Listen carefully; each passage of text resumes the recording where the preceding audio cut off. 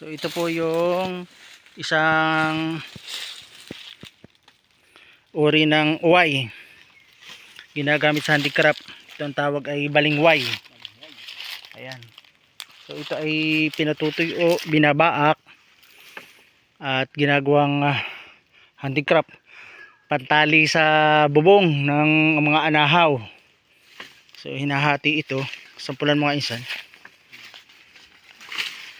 Yung magulong galang. Alin ba?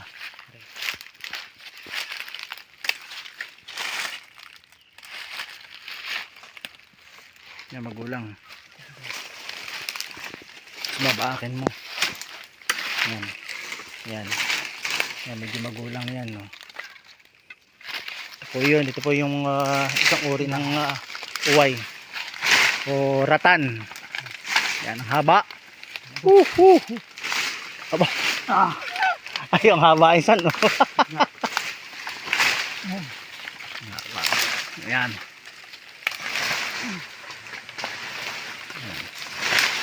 Yan o, yan o. Ilang metro ito, haba o. Laki o, haba.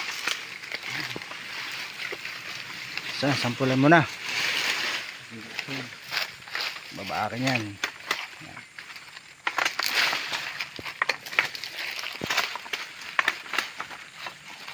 So, ito po dati ay malakas ang handicraft nito dito. Nung kalakasan ng handicraft dito sa Ibawang Palali. Gawa ng ito ginagamit sa pagbuo ng mga basket. Ginagamit pa rin naman yata ngayon, ano yung iba, no? Tapos ginagawang pang ano sa pantali sa mga bubong ng bahay ng anahaw, Yan, ang haba oh. Yan, nagbabaakan na ni insan. Ito sa magulang oh. Ayan. Anong pagbang yung anin? Ay, diyang maramara. Ito medyo magulang na eh. Ari, medyo tuyo na ari. Ari, nilibing tayo sa ano.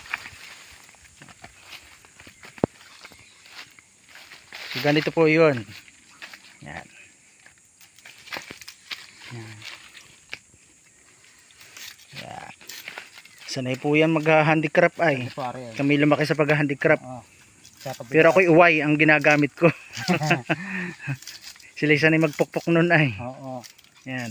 Yan, no, yan. Binabaak po yan tapos pinalalaya ano. Yan. Kakayasin din. Yan. Baling.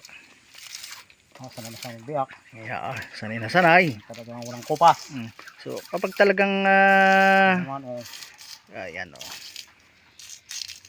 Walang kupas. Oh. Oh, yan oh. Tapos ihahatiin pa yan. Dalawa. Yan. Yan. Tatanggalin natin ang balat. Yan, tatanggalan ng balat. Yan, tinatanggal po ang balat niyan. Yan, sana. Yan.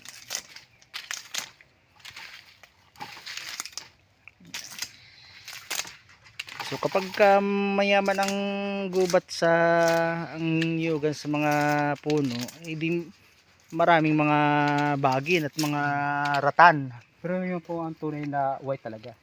Alin nga ba? Yan, pisa. Titika lang. Yan po talagang tunay na white. Yan. Ari. Oh, yan tunay na white. Alin din insan aring Yan yung matinik yan. ito matinik. Ito. Ay ito. Yan ang tunay na white. Ito yung tunay na away.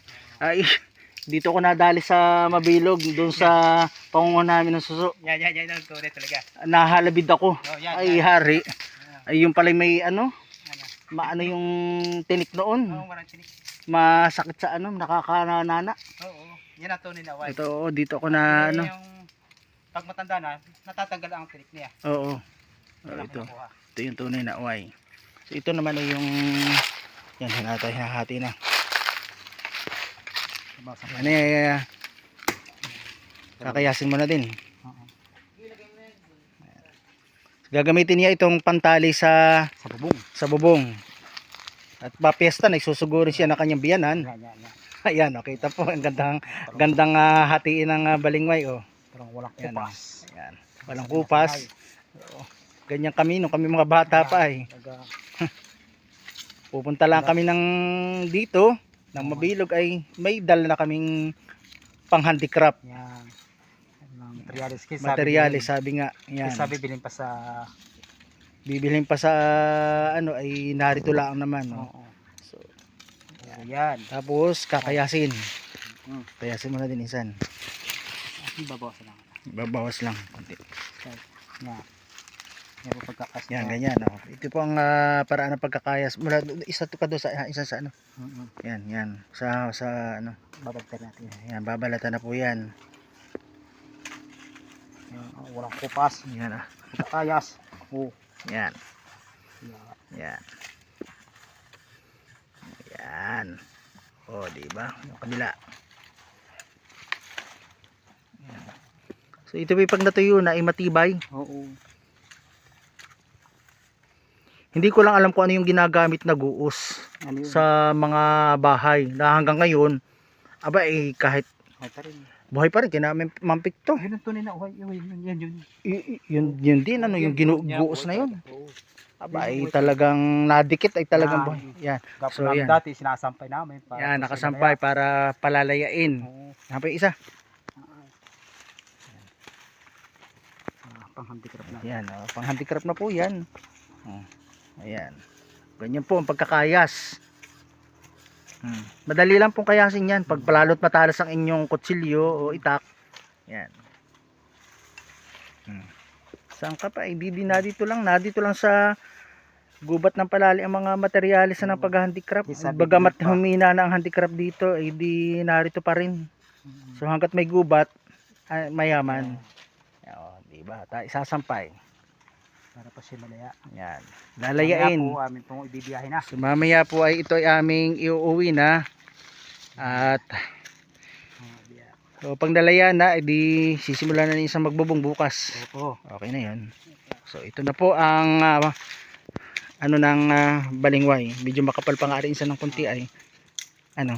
Iti paninipis testing lang ito. Paninipisin pa niya gawa ng mahirap idikit sa yung ano yung kawayan nakaano sa ibabaw. Ano tawag doon? Pandikit, ano tawag? Pang-ipit ay mahirap kaya dapat ay manipis. Yan. Ari isa naman. Nakabila ari yung kabaak. So ito po yung kabaak hinati di dalawa. Ari yung kabaak naman hahatiin pa rin. So magiging apat o laking bagay nito oh. So isang linya ng halos ng pagbububong ano insan. Kisa bibili ng uway. Mahalang uway. Mahal pong materyales na uway ngayon. Yung isang sukong ay mahal. Kaya ito yan oh, hati na yan. Yan, ganyan po oh. Ano pong paghahati. Yan. Dire-diretso lang yan oh. Veterano yan ay. Talagang batikang magkakayas. Talagang may linya, may lana sabi. Oo. Yan.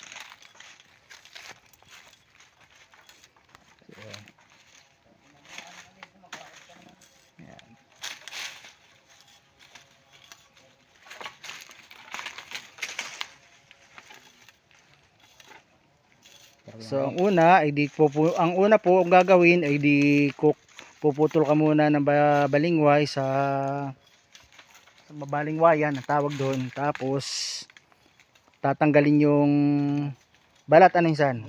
Tapos hahatiin yung hating yon ay hahatiin muli yung kalahati magiging dalawa. Tapos ayan kakayasin para tapos lalayain isasampay para malaya iuwi na mamaya. Diba sama pa. Ganyan lang kasimple ang buhay sa Linang. Kung gusto niyo ng libreng materyales sa hindi ka handicraft, hindi nabibili. Kung may mga produkto pa nga po dito na ang gagawin ay mga balingway na handicraft ay walang problema. Na dito lang sa bangka-bangka pa lang ay ang dami na. Saka doon sa butasin ang dami. Ayan, sasampay na uli. O tatlo. Yung kabaak na lang, isang natitira. Yan po isang puno lang yan. Ayan, ari yung isa. Ayan, veterano talaga. Sanay na sanay magkaya sa iyo. Mangyan niya kaya ako pa kaya puro. Sabi niya. Mangyan niya kaya ako pa kaya puro. Ako pa marunong din yan, baka gusto niyo sampulan ko. Ah, Tingnan. So ako po yung marunong din magkaayos nito dahil ako yung mula elementary, ako yung nag-handicraft na. So marunong ako magkaayos ng kaya kaya ko din ito. So wala pa po ako nitong sapinan, medyo mas matsagan na rin. oo. Ganito po yun, pagka kakayas. Dahan-dahan lang po, baka madali ang aking balat. Ayan, ganito po yun. Para mapanipis ko ng konti. Medyo matalas-talas naman aring itak na ari kaya okay. Ganito lang po yun. So sanay naman ako magkayas dahil mula elementary hanggang high school hanggang college ay ako'y nag-handicraft pa rin. Kaya ako'y nakatapos ng pag-aaral. Nakatapos ako sa pag-handicraft. So kaya masarap lang balikan yung ganitong gawain kasi nagkakapera ka. Yan. So ito para maipinis pa, pwede pa itong panipisin pa ng konti para lapat na lapat sa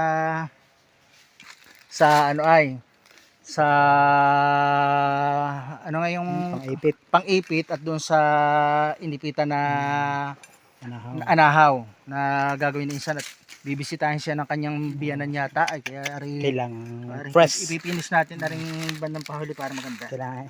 Yan. Hindi Ito po yun So dahan-dahan lang po ang kung hindi kayo sanay, pwede kayo maglagay ng tela na makapal para hindi magkasugat ang inyong pero ako naman po sanay kaya walang problema. Tapos na po, manipis na po. So ito po ang aming nakuhang balingway, isang uri ng uway na ginagamit sa pag-handicraft. Isasampay ko na po ito, palalain lang namin mamaya at uwi na kami mamaya mga alas 4. Kami magmimerinda at maglalabang pa kami ng balinghoy din. Okay, so nawa may natutunan kayo din sa amin na sa handicraft, sa paggagawa ng handicraft, isa pong materialis itong balingway na ginagamit natural yung ng mga palalihin sa pag-handicraft namin. Okay? So marami pong umasenso na mga palalihin sa pag-handicraft kaya lang medyo humina ang ating handicraft dito sa Pilipinas. Para uwi nga naman yeah. Okay, so yun lang po.